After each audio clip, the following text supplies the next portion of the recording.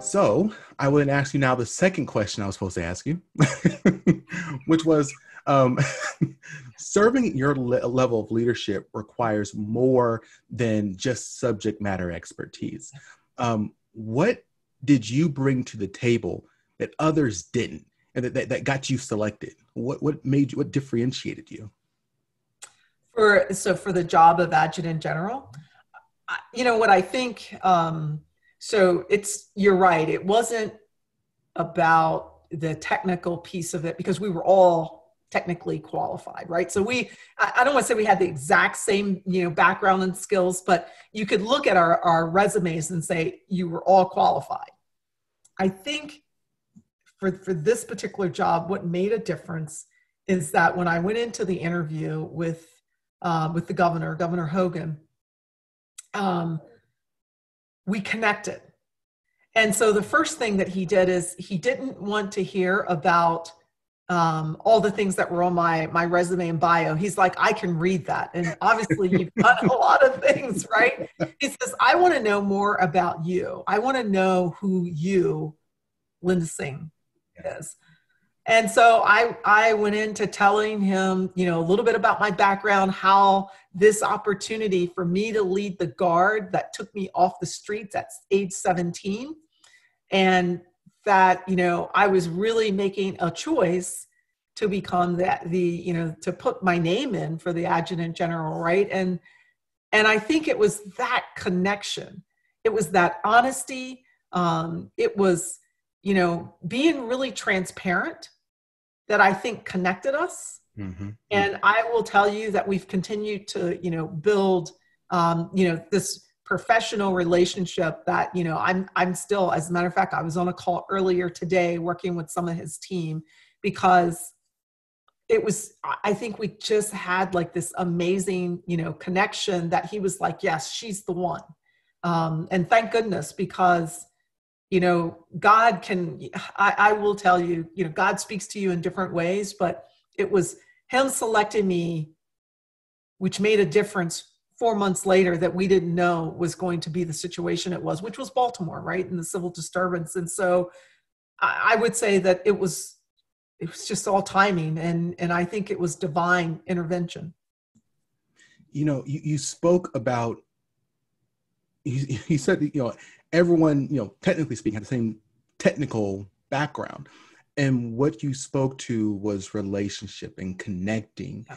And it's funny enough, I was having a conversation with another leader the other day, and we were talking about, actually the guy said, he said, man, could you believe if this pandemic would have happened 20 years ago without all this technology, like where would we even be? We wouldn't be able to do anything. And I immediately pushed back and I was like, well, if it happened 20 years ago, it wouldn't be as bad. I mean, it's because we're so interconnected and everyone's going everywhere that it moved so quickly. And so, my thought is that the relationships that we have with all these different industries and so on are going to be even more important in the future. What are your thoughts on the importance of relationship and being intentional about building strategic relationships and whatnot? Yeah. And so that is, that's huge, right? It's huge in the sense that you can just get to know people, or you can be very strategic in which one of those individuals you pick out. And those relationships, and it's not just building relationships with someone that's more senior or someone that's going to help to elevate you, because you have no idea that private, right, or that really junior person in the government may be the person that is connected to two other people that, until you have that conversation and you build, make that connection and build that relationship, you never ever know. And so it's this whole thing of, what you say, the 6 degrees, the separation, it is really valid and it is so true. And so I think that we have to be intentional in our engagement with each other. does it hurt? And it's horrible right now. We're having to wear the mask and we can't, see someone's face. And I still try to smile with my eyes when I see someone or I greet them because they can't see me smiling. Right. And so how are we going to come out of this and interact? I do get a little concerned about that because I worry that our empathy and our compassion wasn't great before. And I worry that it's going to be even less when we start re-engaging. And, you see that we're all at kind of these tension and boiling points that, my concern is I don't know how long it's going to take us to get over and get back to, I don't know that we'll ever get back to where we were. I think we'll bypass it, right? But it'll be different. Well, a quick follow on to that. Again, you talked about the importance of those relationships and not just people who can help you out or senior level, but people at your level. I talked to a lot of executives who they know relationships, they know connecting is important, but they're so busy.